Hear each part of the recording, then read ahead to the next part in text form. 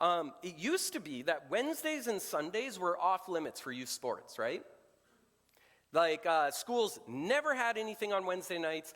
You could never find a tournament on Sunday morning unless it was like the state tournament once a year. Maybe, right?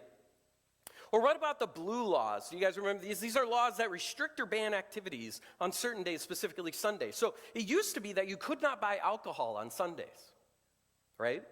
Or stores were actually all closed on Sunday. You had to get your shopping done on Saturday, people, right? And now, luckily, if you forgot it was Mother's Day, you could go out and get that thing for them, right? Because it's open on Sunday, yay! Because we had to have our Sabbath day without having to work, right? It was respecting that. The ideas of marriage have changed in American cultures, right? 50 years ago, if you were LGBTQ, you were relegated to sort of the shadows of society. You had a stigma attached to you. And now we have Pride Month and laws that protect sexuality and gender.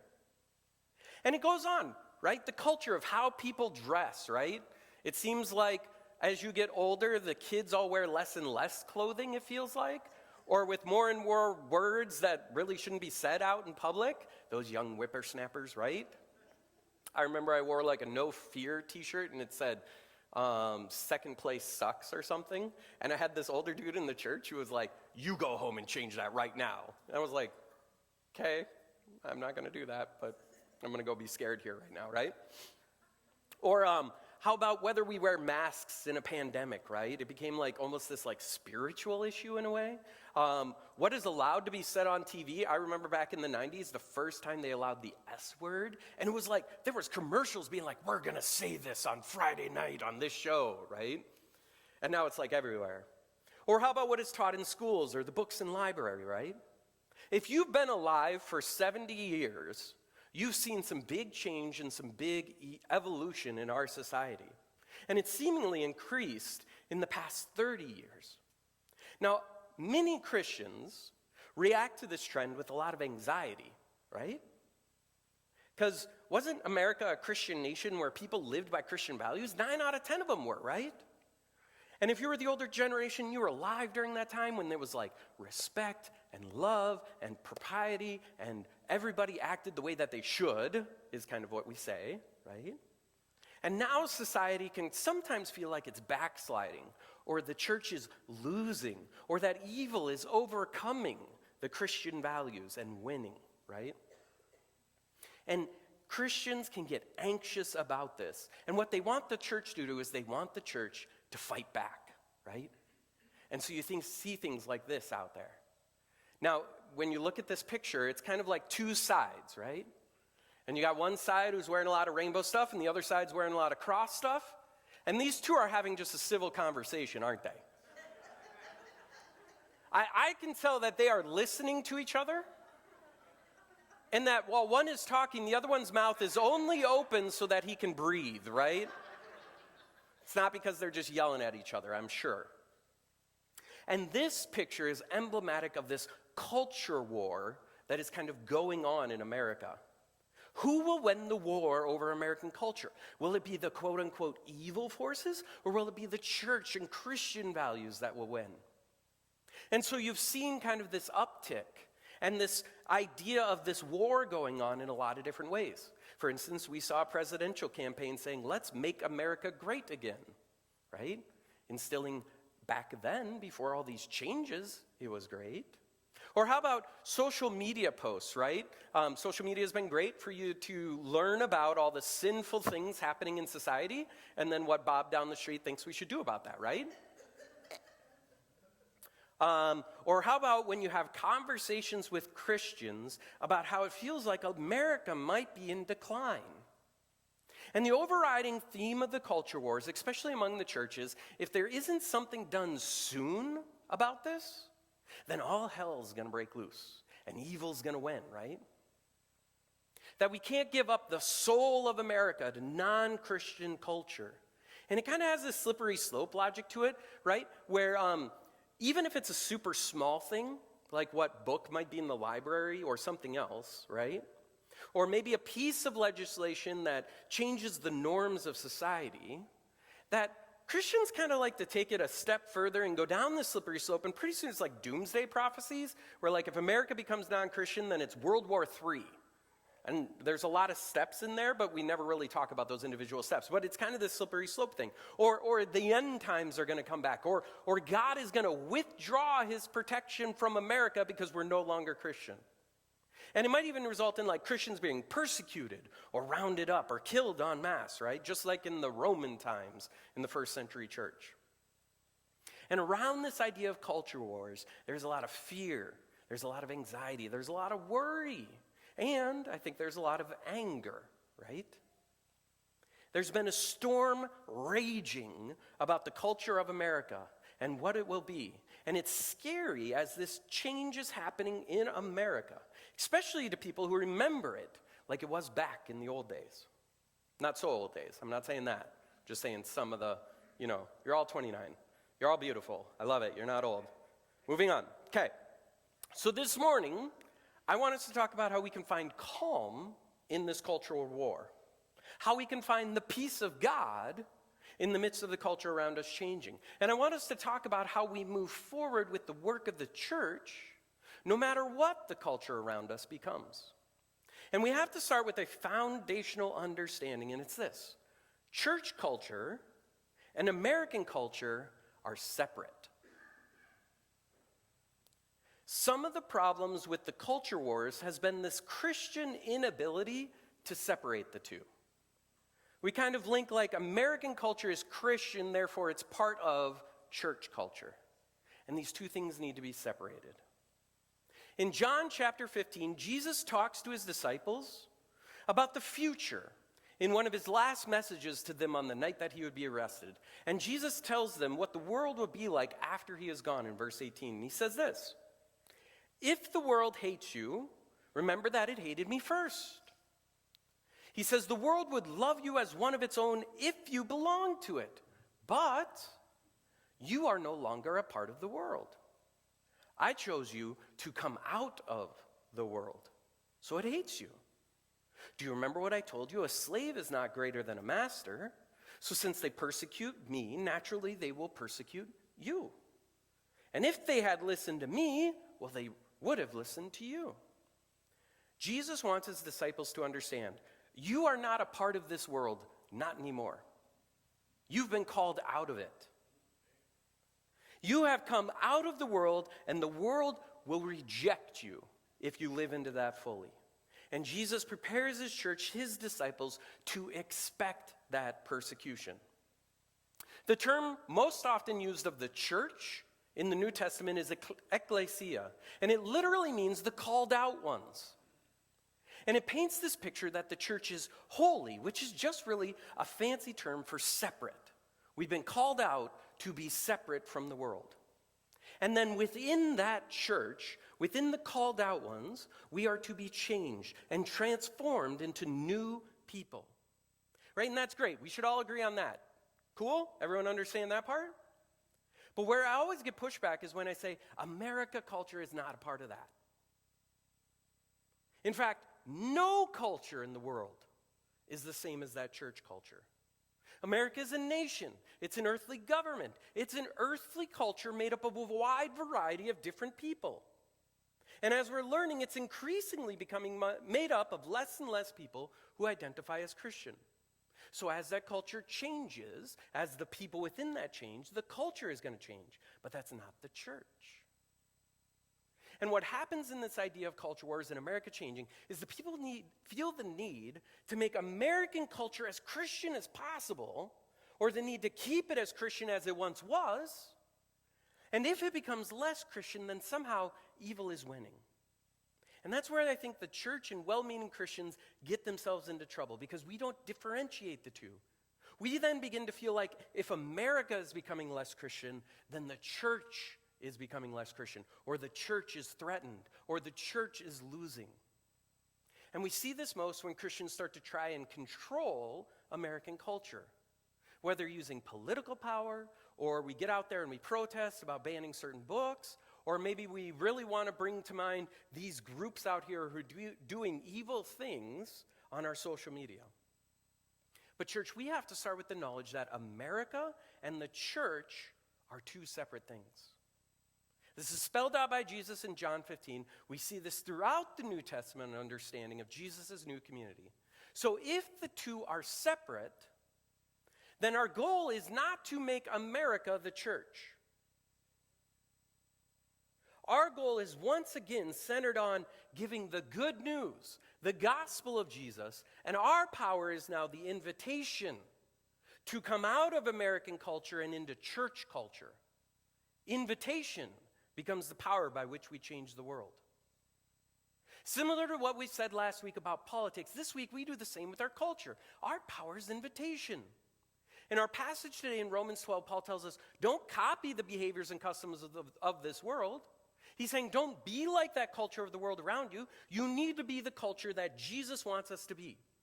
And to do that, he says, let God transform you into a new person. He doesn't say, change the behaviors and customs of this world in order to create change. He says, to be not like the culture of this world, you need to let God transform you into a new person. And the process, that fundamental understanding shows we invite people to come out of worldly American culture, to join the church, and their transformation happens.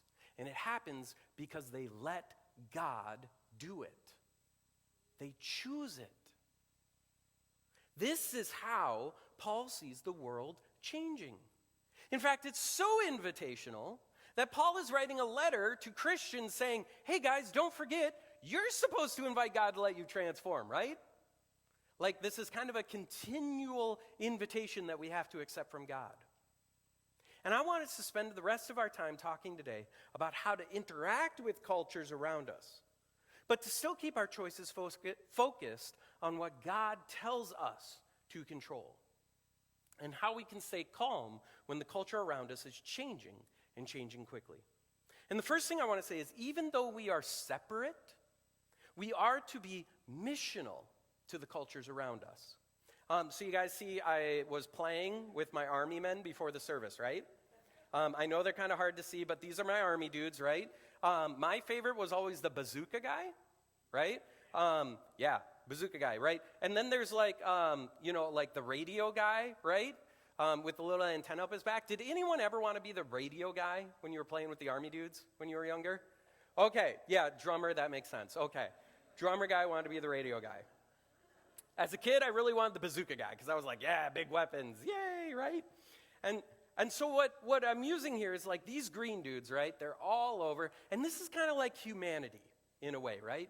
All of these are humanity. They're people, right? And they have a certain culture and how that thing is run. Now, you'll see up here on this picture, just for if you can't see here, it's just a picture of some of these army men, right? And it's fairly homogeneous. It's all green army men, right? But what happens when Jesus comes and he comes among the people? And now he's a tan dude, right? He's different. He's separate from the world, right?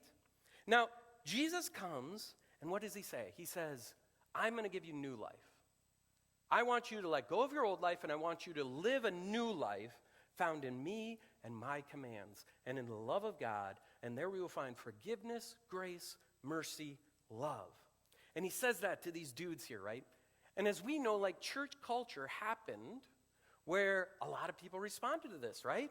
And so in our next picture, what sometimes happens is we can kind of think that, oh, Jesus calls us to be separate, so now we got to be separate, right?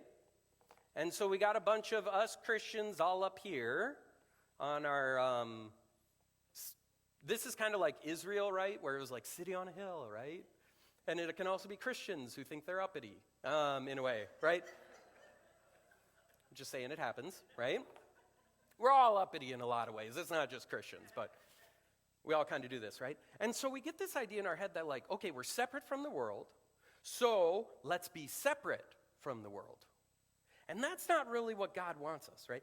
Like Israel did it this way, right? They wanted people to come out of the world and join Israel and live among them and be transformed. But that's not what Jesus tells us. And we see this throughout Christian history, that there are some people who do this sort of thing, right? We had like the Desert Fathers in the first 200 centuries of Christianity, where they would leave towns and they would just go live in the desert, in a cave somewhere by themselves. Or we have things like the monks in monasteries, right? They kind of seclude themselves from society around them, and they live together in that way. I know I've been a fan of kind of the hippie commune idea, right? It has that temptation. Let's go live among all our Christians and just do our Christian thing, right? Or how about the Amish, right? Modern day, right? They're off there by themselves. They're living their own society. They're separate from the world. Or there's kind of this impulse, too, of like, should Christians be separate from the world right now? So maybe we send our kids to that private Christian school, right? Or maybe we only watch Christian TV shows. We only listen to Christian radio. We only watch Christian programming. We only hang out with Christian friends, right? Now, here's the thing, is that Jesus did not design his church to work this way. What Jesus said is, you remember that time I came down and I lived among the people? He says, no, you can't be up here on a hill by yourselves, but instead you need to come down. And Jesus started transforming the people around him as he lived on this earth. Right? And this is how the world started to be transformed. This is what it means to be missional. You are separate from the world, but you are not to separate yourself from the world. You are to be out there inviting people to make the choice to be transformed. And church, if we do this well, then in our final picture, theoretically, the world should be transformed. Right? Now, Christians, we kind of run into a little bit of trouble with this idea, right? Because we don't use the power of invitation to change the world. We start looking at like, well, what's political power can I use to change the world? And what should I do when I'm on a school board? Or how should I vote? Or how should I do this? Or what should I post on social media to try and change the world? And it's not invitational. It's more of like that controlling behavior. What power can I use to get things done? And this is how we are supposed to change the world. Really poor analogy using army men, right? We're all supposed to be kind of those radio people without guns and stuff, so kudos, Duffy, you get the gold star, right? And this is how we are to be missional in the world. We're supposed to go out and invite people to become followers of Jesus, but we're not to withdraw from the world, waiting for them to come to us. We go to them, and we extend the invitation. And when they accept that invitation, they are then transformed. That's how Jesus designed it. That's how Jesus lived it. And that's how the world will change. Second, if you want to remain calm during the cultural wars, I want you to focus on you, your family, and your church's culture the most. Okay? I don't know about you guys, but when I look at myself and when I look at my family and I look at our church, I see plenty of opportunity to conform to the ways of Jesus instead of the world, right? Anyone here feel like they got it perfect yet? Okay, cool. We're all humble. Yay. Look, church, we're all full of behaviors and customs that don't align with Jesus, right? We're greedy. We desire comfort for ourselves at the expense of helping others. We're addicted to shopping. We're addicted to numbing out on our electronics. We're addicted to even like drugs and alcohol. We cling to the power in this world. We chase politics. We think security will be found with more money. And if any of you need help looking at yourselves or your family or this church's culture to figure out what to work on, just call me up. I'll come over. We can have a quick chat. I'll point out a few things, if you let me.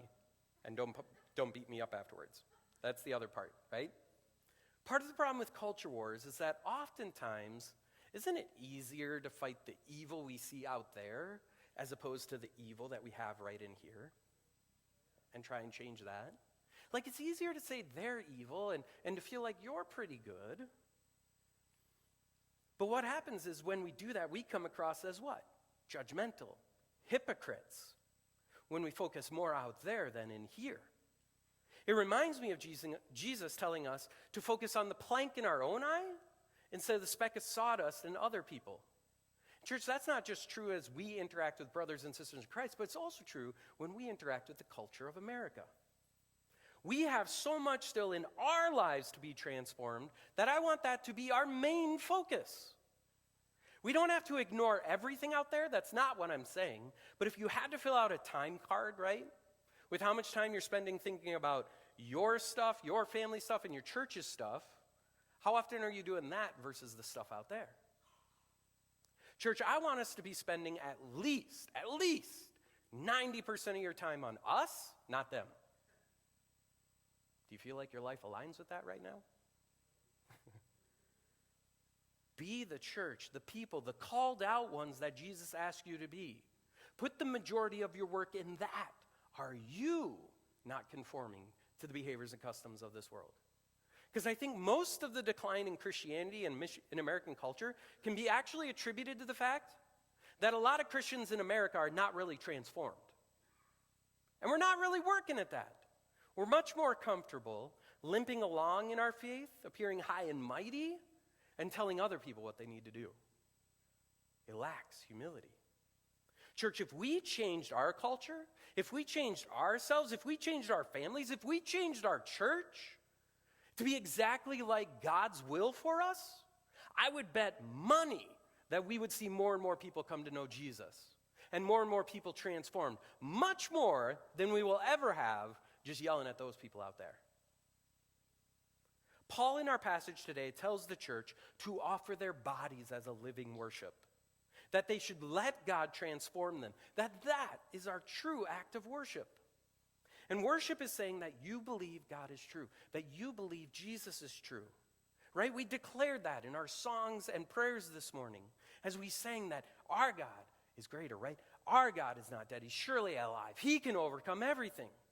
Do our lives reflect that? Do our behaviors and customs reflect that? Because that's often the greater act of worship that we give than just singing songs. If you want people to know that God is great, and you want people to know that God is beautiful and merciful and loving and worthy to be worshiped, then you have to do so with your behaviors first and foremost. Third thing I want us to focus on, how we conquer evil matters. How we conquer evil matters. So you look around the world and you see things that you believe to be evil, and you feel compelled to try and stop those evil things from happening. That's that heart, right? That warrior spirit that Jesus and God has. What is the way in which you will stop those things from happening? Do we stop to think about that? So do we go out and we try to change the government and the laws to try and control the behavior of American culture? Do we go and do physical battle, right? Killing people who are evil?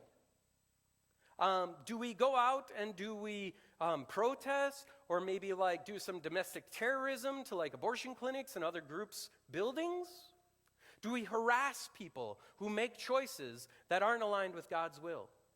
Do we angrily shout at school board meetings?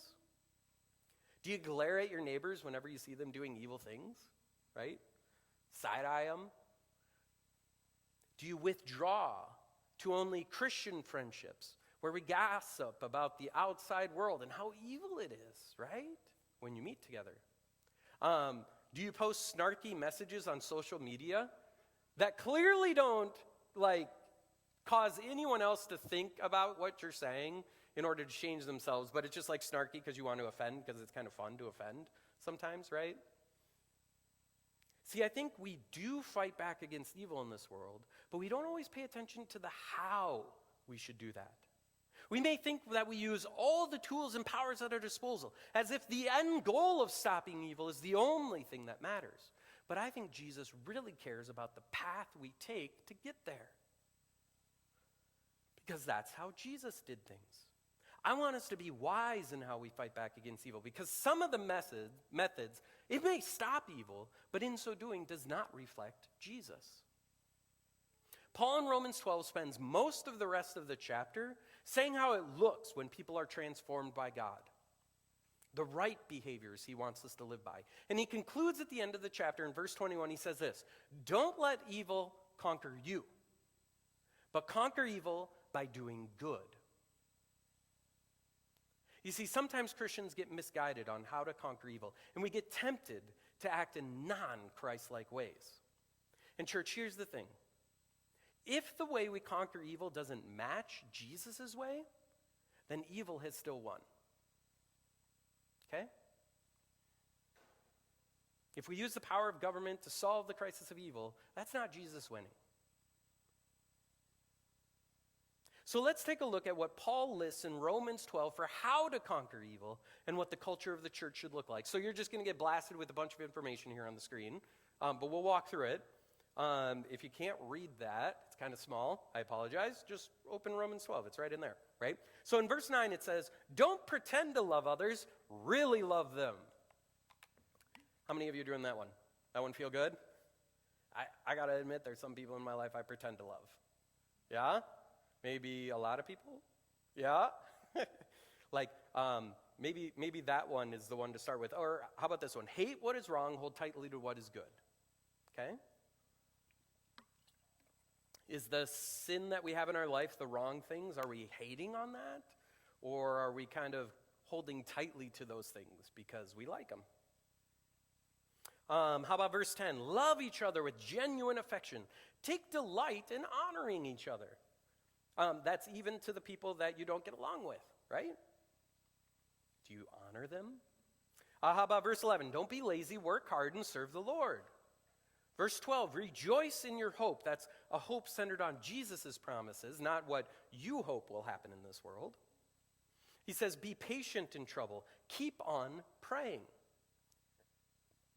Verse 13, be ready to help God's people in need. Be eager to practice hospitality. Verse 14, bless those who persecute you. Don't curse them. Pray that God will bless them. If we went back to that picture of the Christian man and the LGBTQ man having that conversation, right? Does that feel like blessing or does that feel like cursing? How about verse 15? Be happy with those who are happy. Well, that's pretty easy, right? Weep with those who weep. Well, that's a little bit more tough. Sometimes I like being right more than I like weeping with those who weep, especially on social media. How about verse 16? Live in harmony with each other. Don't be too proud. Enjoy the company of ordinary people, and don't think you know it all. Church? Don't think we know it all. I think that's like every single human being thinks they know it all, right? But live in harmony with each other. Or how about verse 17? Never pay back evil with evil. Do things that everyone will recognize as honorable. Do you feel like Christians are carrying forth behavior that's honorable to everyone in the world? Or are we doing things that feel dishonoring to other people? How about verse 18? Do all that you can to live in peace with everyone. Verse 19, don't take revenge. Never take revenge. It says, vengeance is the Lord's. And verse 20, feed and give water to your enemies. That means the people across the aisle. That means the enemies of America. That means whoever you think might be an enemy, we give food and water to. Now, church, when you see this list, I see a vision of a culture that Jesus wants Christians to have. In our lives, in our families, in our churches, a people who are generous, who love, who watch what they say and what they do, who are trying to persuade and love on people around them in the ways that Jesus did it. I see a people who don't live in fear or anger or worry about what's going on around them. I see a people who depend on the idea that if they live as Jesus wants them to, then the world around them will change for the better, no matter how evil the world around them actually is. So, church, when you see this list, do you reflect these values? Some, not all of them, right? When you look at this list, do you think your family culture reflects these things? Are you honoring everyone? Or when you argue with your spouse, are we sort of like saying very mean words, right? Digging up old past traumas. When you look at this list, do you think our church culture reflects these things? Here at Branchline? And when you look at this list, do you think that non-Christians in America see this from Christians? Because I'm not sure many of them would say, oh, describe your local church and describe this, right? And what I think is that we should be living out this culture long before we're calling out the sins of American culture to change. It feels like the church has trouble even just getting past the first one, genuinely loving other people, even people you disagree with. So, church, live out these things, because this is how evil is conquered. Don't be tempted to act in ways that contradict this list. You may stop evil by doing things a different way, but you're not going to represent Jesus as you do that. And by failing to represent Jesus, you're failing to show the world that there is a way to be called out of this world and live in a beautiful way. You're not calling the people out of their culture and into church culture. What you're doing, if you act in ways that don't represent Jesus, is you're just using the cultural ways of the world around you to solve things. And that's going to fail to make an eternal impact. And evil will win as a result. Satan's fine if you just want to putter around in American culture all day long and try and use that power to do things, because that's not representing Jesus. He loves that. So church, the next time you want to post on social media, or the next time you want to go to a school board meeting, or the next time you want to gossip among your Christian friends about how evil out there is, take a moment and ask yourself if that's the culture that Jesus wants you to be in that moment. Take a moment and ask yourself, am I representing Jesus when I post this, when I say this, when I act this way? Take a moment to figure out how you should tackle evil in this world.